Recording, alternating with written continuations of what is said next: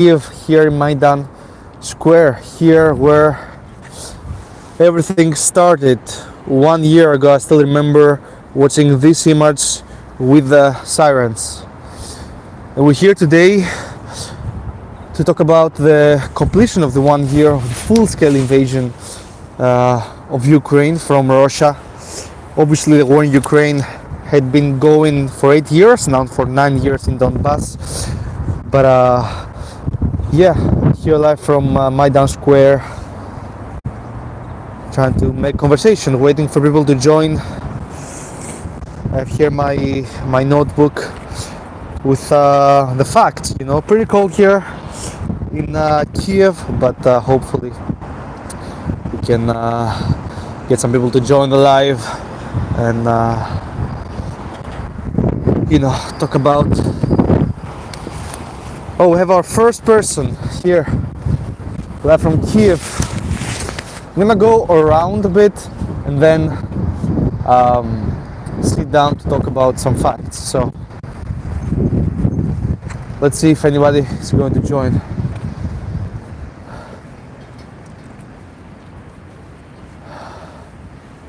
So here, wish I could read Ukrainian, but Kalmera.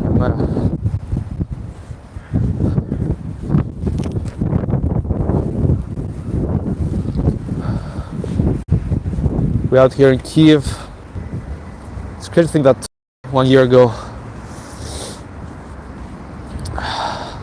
the invasion started here. Many news stations over there. Here, Maidan Square. No more sirens, which is obviously super positive. But let's see if we can get anybody to join. And yeah. Let's see, man. YouTube lives are not super successful for a small channel like ours, but let's see if we can get people to join. 2 people here. Do you hear me correctly? We're live from Kyiv. Do I have good sound? Can you hear me? We're live from Maidan Square here in downtown Kyiv. The journalists there, and you can see here. Perfect. So I'm going to go around. Thank you for I have good sound, great. So I'm going to sit down and talk about some facts, drop some facts. I have my notebook here about the war here in Ukraine, the full-scale invasion, because obviously the war has been going on for quite some time. So February 24, 1 year ago, Russia invaded Ukraine after months of gathering military troops on its borders. The aim, according to President Vladimir Putin, is and was to... На здоровье. Я не journalist. Oh, okay, sorry. No problem. The aim, according to President Putin, was to demilitarize and denazify Ukraine. Well, that was some, aim. If you remember, if you followed me for a while, first week of the war, I was here on March 2nd, specifically 2022. Russia claimed the control of the city of Kherson, and a few days later it seized the rest of the Kherson region and occupied large part of the Zaporizhia region. On April, when I visited Bucha, the Russians, if you remember the big images of the Russian convoy, because what happened was that basically when Russia started its invasion of Ukraine, the main objective on February 24th was to capture the Antonov International Airport that was in Hostomel, around 10 kilometers from downtown Kyiv, where I am right now. And the goal was to capture that airport in order to fly in supplies and more equipment. They failed on that objective. Actually, they did capture the airport, but because of intense fighting, they couldn't fly in more equipment. So what they did, they basically started this huge convoy of trucks. Oh, you have a Ukrainian employee, you live in Finland. That's good, man. That's good. Thanks for being here. So I'm stating some facts here. Let me know if you have any questions, if you're interested in this. But I thought, I would start with some facts over the past year of what has happened, and hopefully we can get some questions on the way as people join the live. And I was saying that because they failed on capturing the airport, they started sending everything with trucks, and there was this huge convoy of trucks on the way to Kyiv. But on April, they abandoned their objective of capturing Kyiv and they retreated. They pulled back from Kyiv, and in the aftermath, obviously, I have another video on my channel about this, when I visited the city of Bucha. In the aftermath of the Russian retreat from Kyiv, in a place like Bucha, Irpin, hundreds of dead civilians were found in mass graves, etc. On April 9th, a Russian missile attack hit the train station of Kramatorsk, where 52 civilians were killed and more than 100 were injured.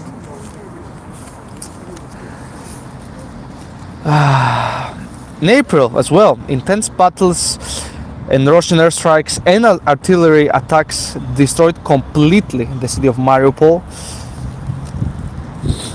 On April 13th, missile cruiser Moskva, if you have been following the Ukrainian war for a while, you know that there was this very famous clip of Ukrainians refusing to surrender to this specific missile cruiser in the Azov Sea.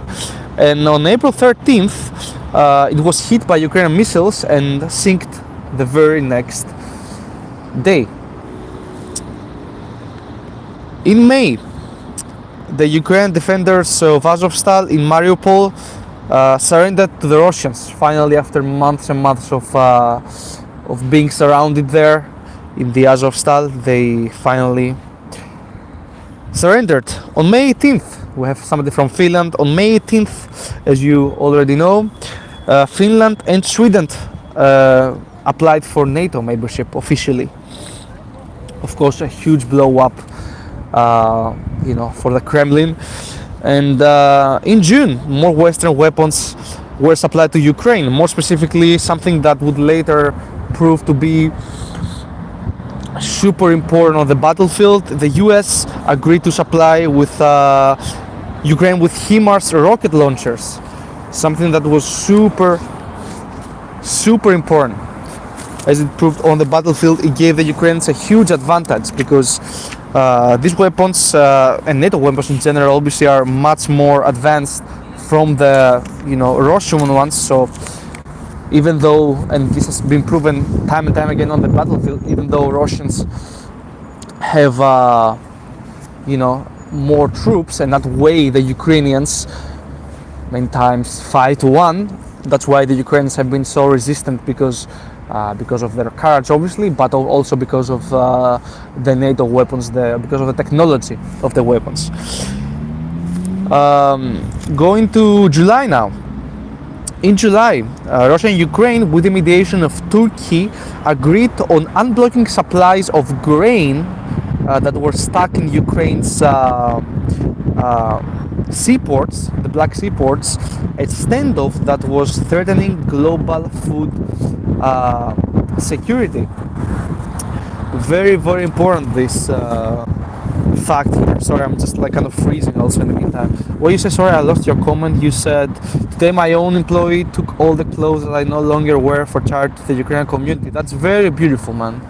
That's very beautiful. Continuing with the facts, we're in July now, in July 29th. Very important fact, this. On July 29th, 2022, a missile strike hit a prison in the Russia-controlled Olenivka, where Ukrainian soldiers that were defending Mariupol were held prisoners there, killing at least 53. Russian authorities blamed Ukraine for the attack, something that obviously was never confirmed. On August 9th, powerful explosions struck an air base in Crimea, later claimed by Kyiv. Hello to the second person that joined the live from Maidan Square here where everything started. Basically, if you remember, the first image of the war was literally, I remember the first thing I saw was this image with the air sirens, literally 1 year ago. So till more people join, I'll just continue with facts about the 1 year of the war here in Ukraine. On August 20th, Daria Dugina, daughter of Russian nationalist ideologist Alexander Dugin, was killed in a car bomb explosion in the outskirts of Moscow. Russian authorities blamed Ukraine for the fact, something that was never, of course, confirmed. On September 6th, Ukraine launched a surprise counteroffensive in Kharkiv, liberating the majority of the Kharkiv Oblast. Something that was a big success on the Ukrainian side.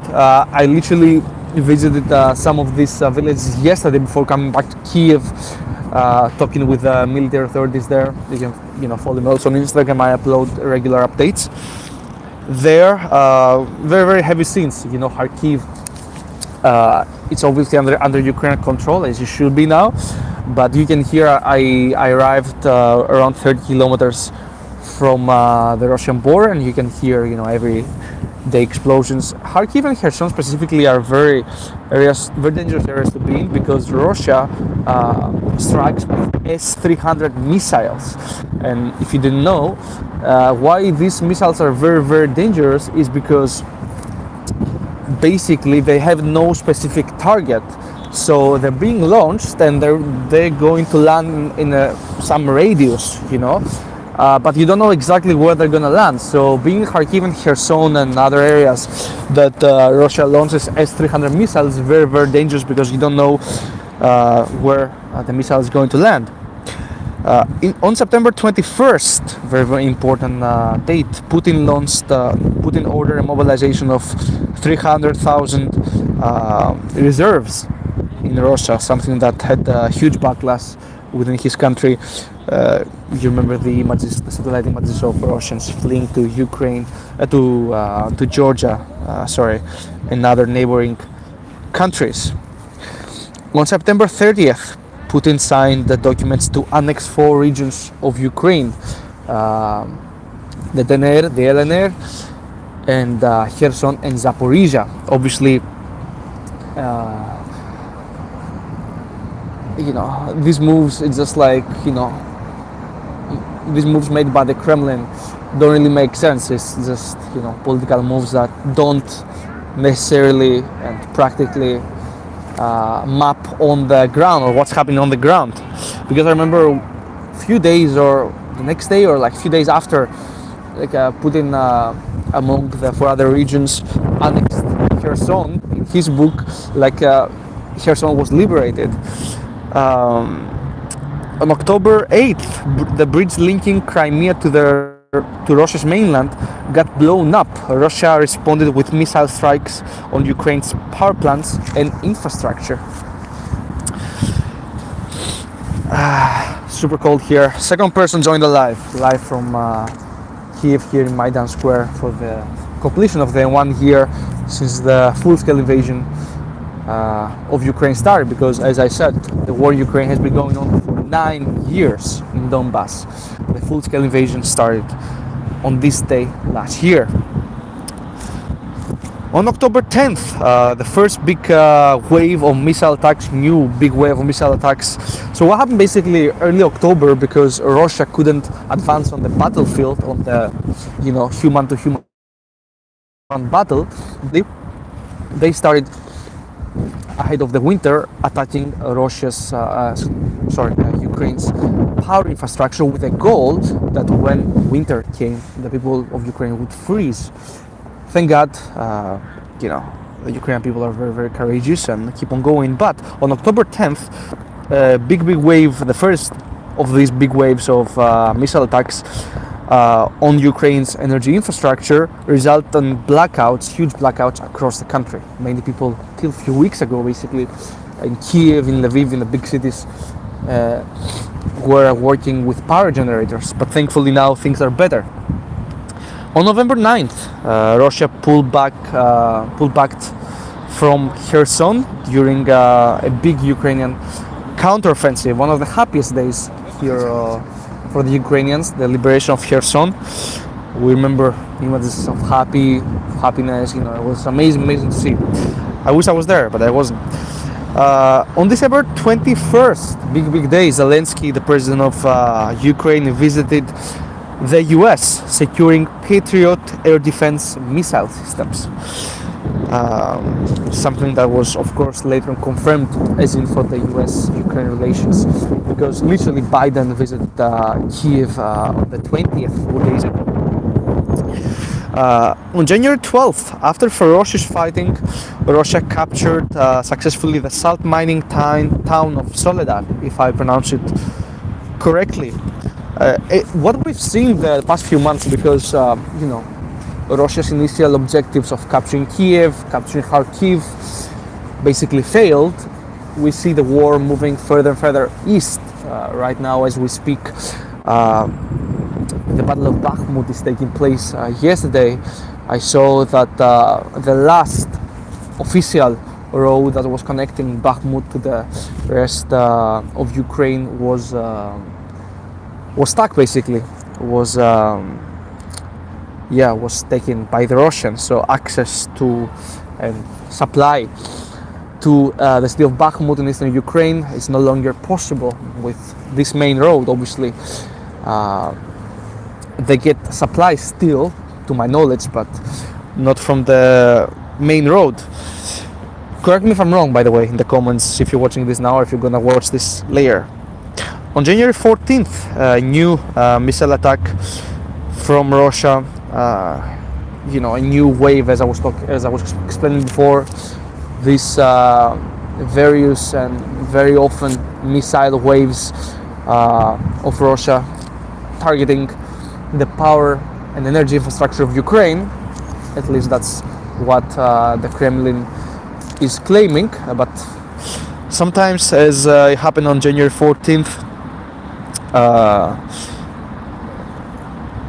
it hit one of these missiles hit an apartment building in the city of Dnipro, killing at least 45 people. And as I said before, on February 20th, Joe Biden visited Kyiv, strengthening more and more the relations that the West has with Kyiv. So now I'm gonna have a walk around here. Just give me a second. It's freezing, bro. I'm freezing. Give me a second, guys. Give me a second. Wow, first person, live from Kyiv. Give me a second here because my hands are freezing. Here we can see. I need to put on my glove. The first 80 minutes of this live, I stated some facts and I talked about the invasion, because 1 year ago today it was here, literally here in Maidan Square, that you remember this image of Maidan Square and the sirens. Basically, who is the person that is YouTube lives are tough, but I'm gonna show you around. Hopefully we can interview some people here. Please give live a like. And here, live from Maidan Square. No sirens today, thankfully. Please let me know if my sound is good enough. A year ago today, February 24th, 2022, in the lives of millions of Ukrainians and people around the world really would change.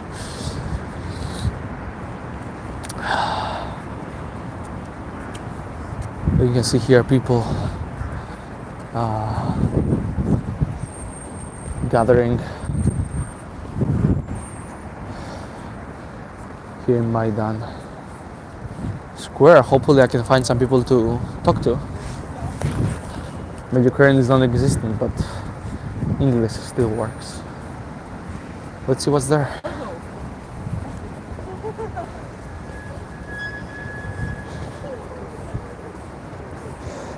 Many journalists.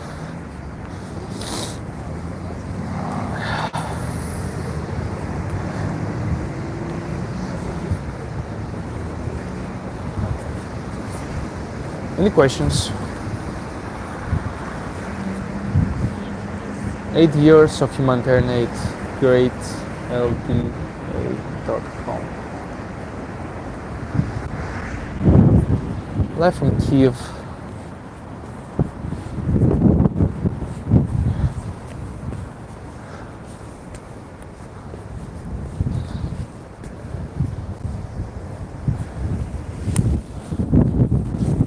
Actually, I think I'll go down. Good morning to the second person here. Live from Maidan Square here in Kyiv.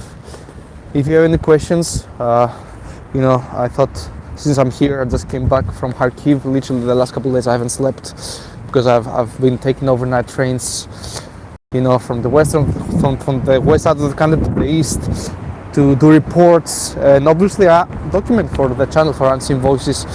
I'm hoping to stay here in Kyiv and in Ukraine in general for one more week at least, and try to make a new documentary about the 1 year of the invasion. You can see here many journalists here. Of course, I love Ukraine, and many journalists like this corresponding. Also down there you can see. Who's the one person watching? Identify yourself. Who are you? Yosisa. Here obviously a happy gesture from our friend. Is there hunger in Ukraine? Jak te? I'm fine. Good. So here it is. Oh, thank you. Is there Paula here? You can see here people, news broadcasters here. Hello, Paula. So let me see your comment again. Is there hunger in Ukraine? I mean, of course. Obviously, no. Ukraine is a developed nation. It's just obviously the world doesn't make things easy, I think I'll go back now. But yeah.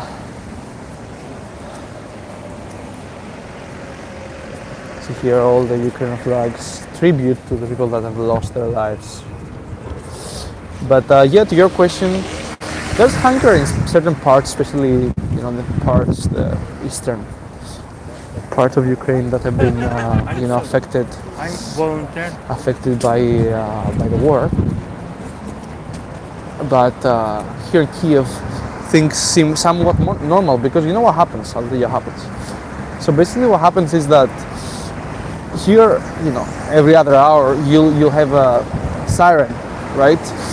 And siren means that there's an imminent missile strike. People have learned, you'll see people walking like this normally here, and you'll see that they're acting like nothing is going on because people have learned how to live, under war basically, right? So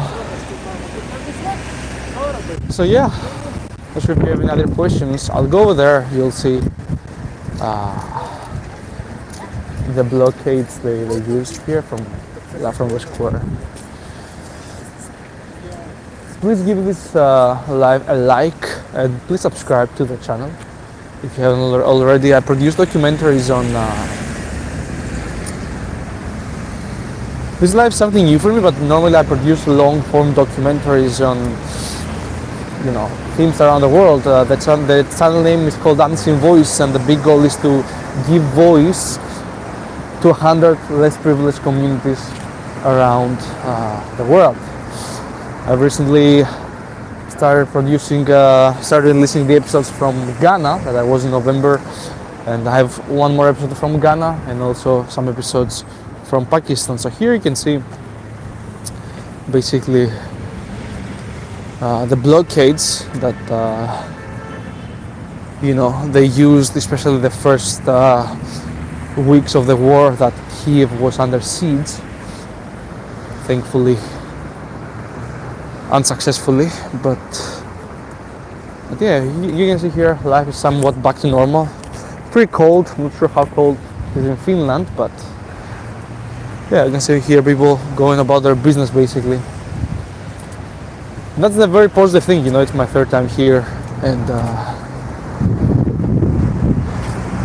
it's very positive to see that every time I come back, no matter how long the war is going on for, there's hope in people's eyes, and the morale is very, very high, no matter of the hardships. That's something that I very much admire,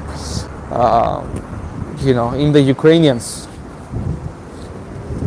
I admire their courage. I admire how, proud they are for the country, and they won't give up.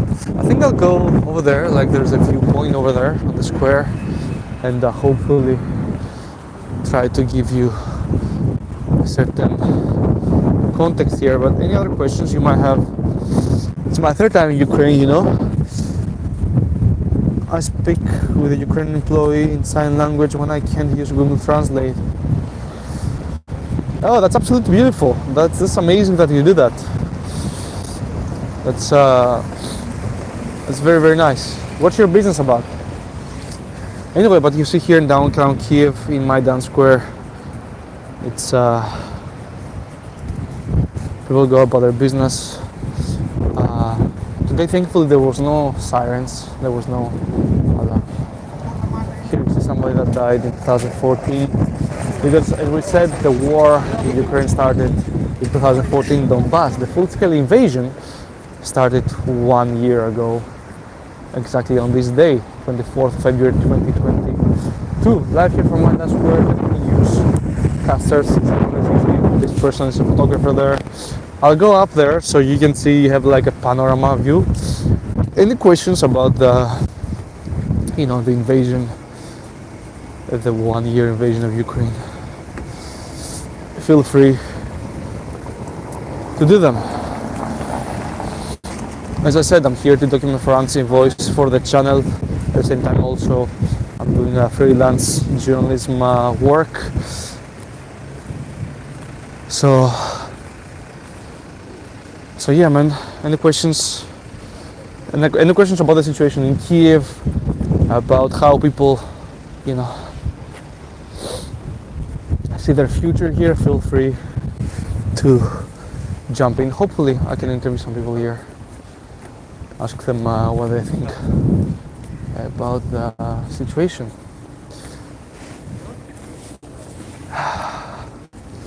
Wow, my hand is freezing, guys. It's not even a joke. Wow. Okay, let me. How do I get up there is the question. I have no idea. Oh, probably I go from there. Oh, no, probably I go from here. These lives, normally I don't do them, but I think something new. 4 people here. Hello. 4 people, we're growing slowly but surely. Give me a second, I'm getting to a viewpoint right now to show you the panorama view of Maidan Square. Here where everything started basically. 1 year ago, you probably, that you're watching right now, like me, you woke up to the sound of the sirens. But yeah, give me a second. It was here that everything started. For sure you saw many. Hi my friend, you're doing a great job. Thank you so much. Tahiru, Fawaz, thank you. So we're here live from Ukraine. It says, our telephone network is working normally in the city of Kyiv. Yes, network is working here, so we came all the way down from here, guys. Yes, you have a telephone network here, yes. Just give me a second, I need to on my glove because my hand is literally freezing. It's like super cold here, guys. Give me a second. So here's where everything started. But telephone networks, yes, you have telephone network here.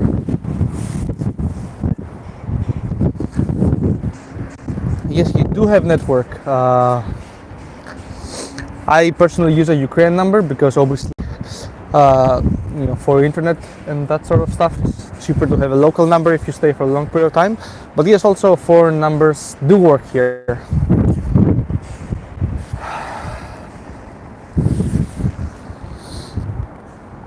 You can see the Ukrainian flag over there, still waving. 1 year of war later.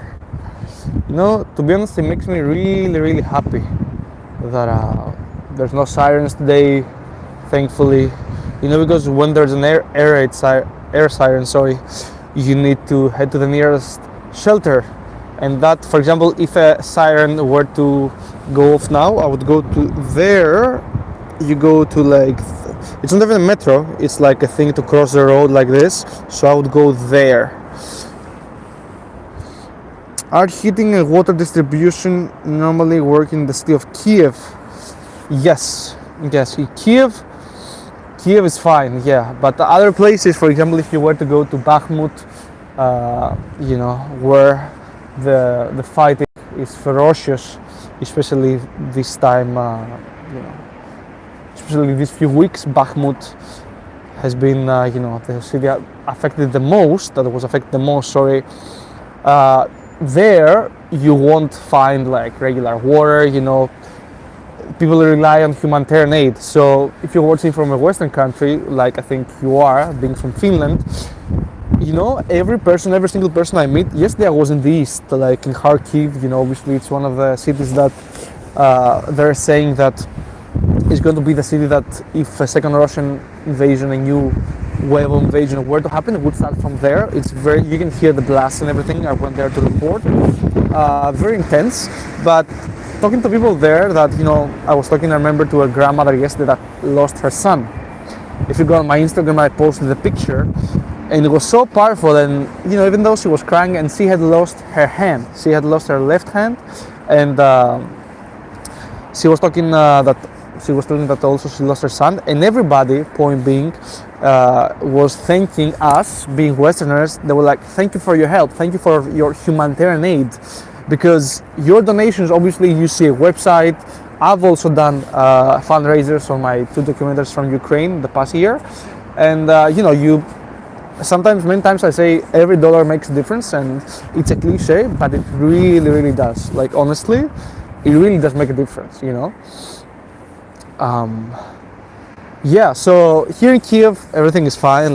People, go about their lives. Though, yesterday night that I was in Kharkiv, in the east, the second largest city of Ukraine, it struck me that at night, so we're shooting, shooting as in making videos and stuff, making content and reporting, and then we went for dinner, and then we entered the restaurant daytime, and we exited nighttime, and I realized that literally there were no, everybody had closed the lights, as in imagine seeing all these buildings here, but nighttime, no lights. Maybe you see one window there with light, and I was like, why is that? I asked my friend there, my friend Katarina, which is a local and showed us around, and I was like, is this because of the power cuts? Because if you joined early in the live, I was explaining that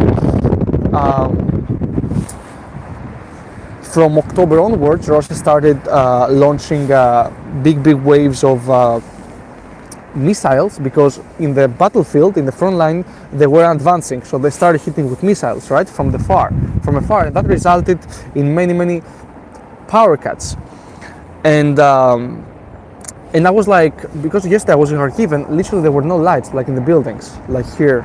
And I was like, why is that? Is that because of the missile attacks? And they were like, no, they close lights at night so as to be less of a target from missiles coming from the city of Belgorod, if I pronounce it correctly, because Kharkiv is so close to the Russia border, is 35 kilometers or something. So you asked me questions. All Ukrainian refugees have been warmly welcomed in Finland. No, that's amazing. That's amazing. Obviously, and I think obviously the West played a big part. One would argue that maybe they could do more, but I do believe that the West has definitely helped Ukraine resist in this war. 35 minutes in, people come and go. Here's the live here from Kyiv. It's 4:50 in around 40 minutes. It's also sunset time. I would have to go back because it's freezing. Yeah, it's super cold. I'm from Greece, I'm not used to this kind of cold. But yeah, let's walk around, see if we can talk to some people. There's like some people there. No, they left. Why they leave? Here we are, downtown Kyiv. The birds, I'm not sure if you can see, but the birds are flying over. I'll try, so we're live, if you just joined, we're live from downtown Kyiv in Maidan Square. Here where everything started. Probably you saw this image 1 year ago today. I woke up and you that are watching, and I saw the sirens literally from here. Today is the 1 year completion. I don't like saying anniversary. I say completion because anniversary suggests that it's something happy, but it really isn't. So I'm going to go down now, see if we can interview some people, see how long we can prolong this live for. I'm freezing, guys. Give this live a like just for the fact that I'm freezing to make this content here. As I said, here filming for Unseen Voice, make the third documentary on the Ukraine war. Hopefully this one is going to be, somewhat more informative and deeper. I'm trying to go to places I haven't been, but that also includes a huge amount of danger on my end, and of course on the people that live there, and correspondents, military. But yeah, you can see here. Oh, there's a huge convoy, literally. Not sure who this is, but probably maybe like a president or something. But you can see here people going about their business here in downtown Kyiv. There's some news broadcasters there. And actually being interviewed here. I stole our interviewees. Shit.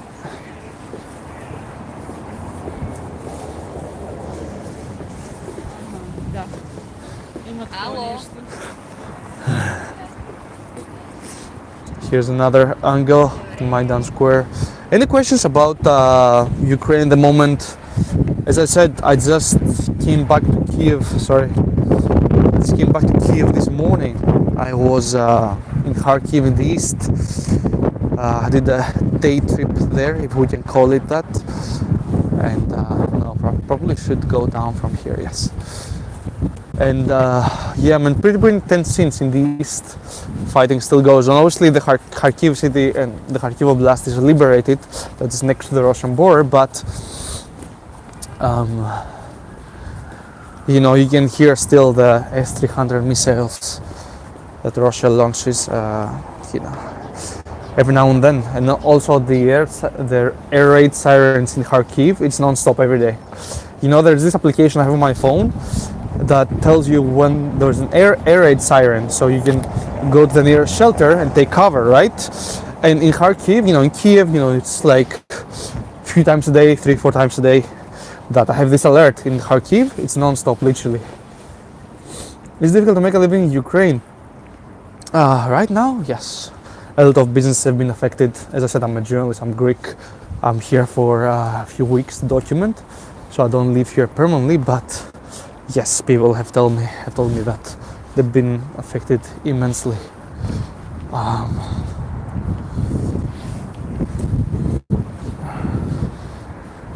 Here you see people have lost their lives. During the war, pretty sad. It's like goes all the way. Do you see all this? Goes all the way there.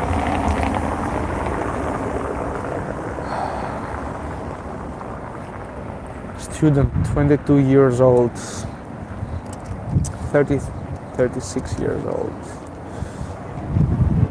Goes on and on and on. It's what I said, I remember when I posted the second video that I filmed in Bucha, in the outskirts of Kiev, a few days after it was liberated by the Russians.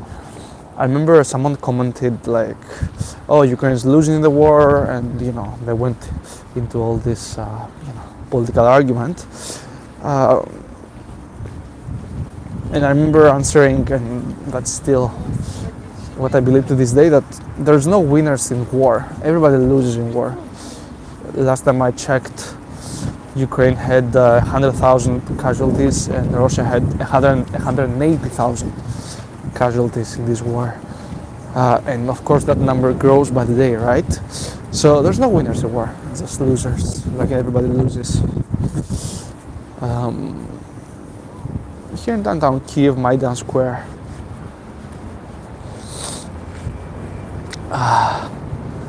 Gonna go here and try to find somebody to interview. 41 minutes into this live, walking around freezing here in Kyiv. But you know what's funny? When you talk to locals here, they're like, "It's not cold, this is like warm for us." I'm like, "Bro, it's cold, man. Like, it's cold. But yeah, let's see if we can find somebody that speaks English, because I don't speak Ukrainian. Here you can see the square. People are going about their business here. I'm glad to see Kiev still standing a year later. People try their best, but to answer your question about the economy, yes, like people's lives have been affected. I have a friend in Lviv, and he was telling me that he has a business there, and because of the power cuts, as I was saying before, from October onwards, due to the multiple Russian missile strikes, they have no light, and to buy a power generator to keep your business running, to have light and everything, because in his case he has a restaurant, it's very, very expensive. So he'd rather just not work, for that duration. Let's see if we can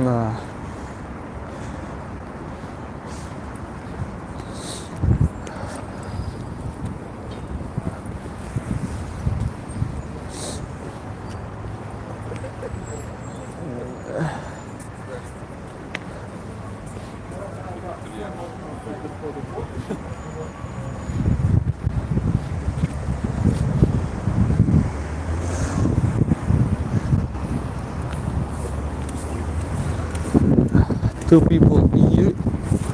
You left a comment, just give me a second, because I see it on a few seconds later from you.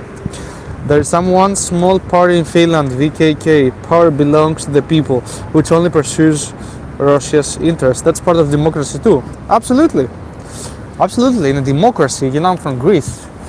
Greece founded democracy, so for me the values of democracy are deeply rooted in me. Of course, I believe that everybody should heard, like everybody's voice should be heard with no censorship, and then people should decide what opinion to follow. But the problem is nowadays, especially, there is censorship. Even like there's no objective journalism nowadays, and I'm a journalist, and I tell you this because I have my own views, and it's so difficult. Like, you try your best to not include your personal views in something that you do, but this is not possible. Even if you don't say something like verbally, the way you're going to edit the videos, the way you're going to ask a certain question, everything is like, it's subjective, let's say. But yeah, you can see here downtown Kyiv, Maidan Square.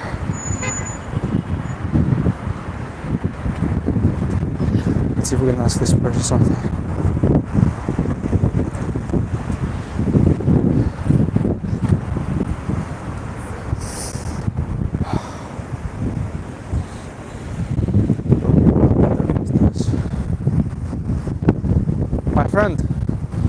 speak English? Can I ask you? I have a YouTube channel, and I ask people about the, you know.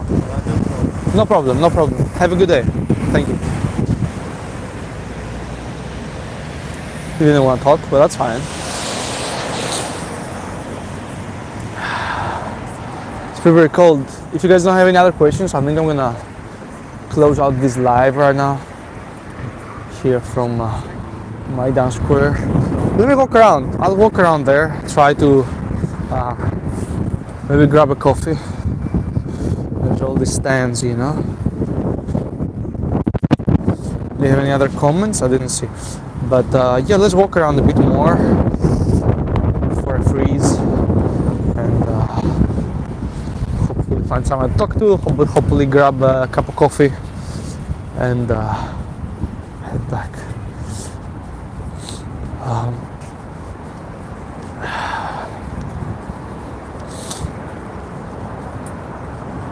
You see here all the. If you like.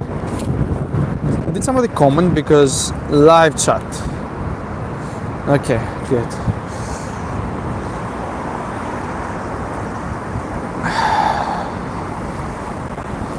Here you see all the Ukrainian flags, tribute to all the people that have lost their lives.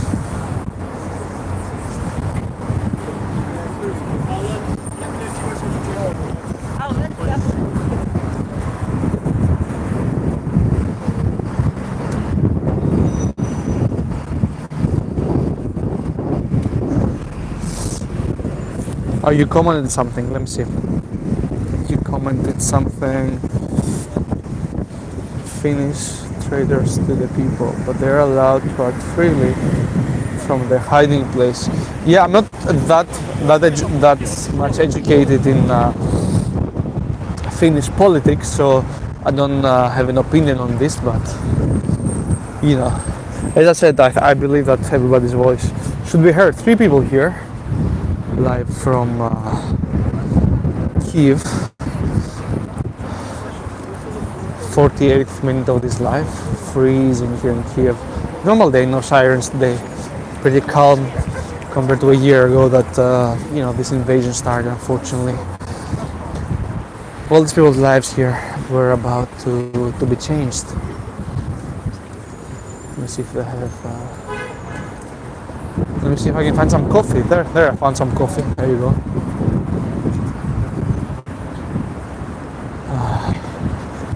Wow, guys, this is like cold right now. It's not even a joke.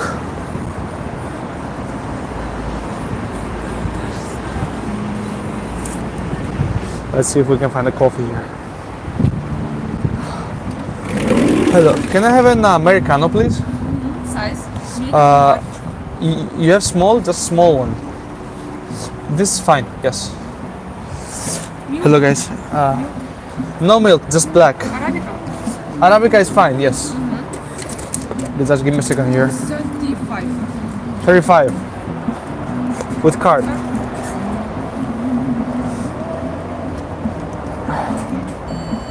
Sorry guys, I'm getting myself a coffee here. Дякую. How are you today? Everything good?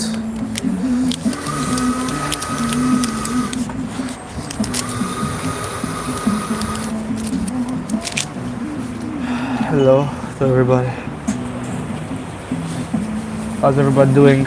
Any questions? I've been running around like 50 minutes now here in Kyiv for the 1 year anniversary, 1 year completion rather, since the political invasion started.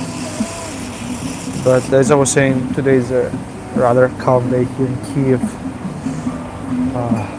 which is very, very good, you know. How's everybody doing? Any questions? So we can keep the conversation going, and I'm going to speak to myself a little bit creatively.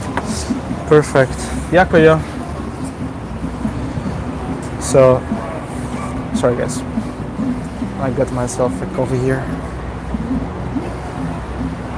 Ready to hit the street. So it just takes me a while to put the gloves on and off. So if you have any questions, feel free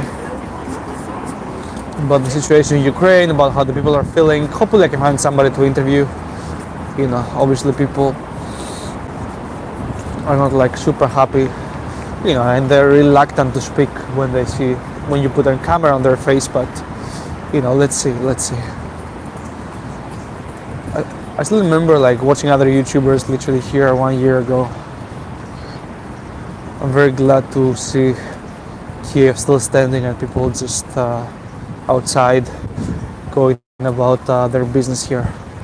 Any questions, drop them in the chat. Live from Kyiv here in Ukraine. A rather normal day, as I was saying, without sirens. You can see food stalls. In the first half of this live, I'm gonna save it. You can watch it later when the live is over on the channel. I drop some facts about the first year of the invasion. It's amazing to see in the retrospect, what has happened. But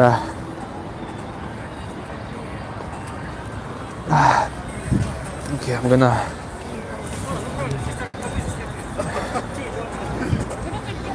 okay guys, I think I'm going to end this live here.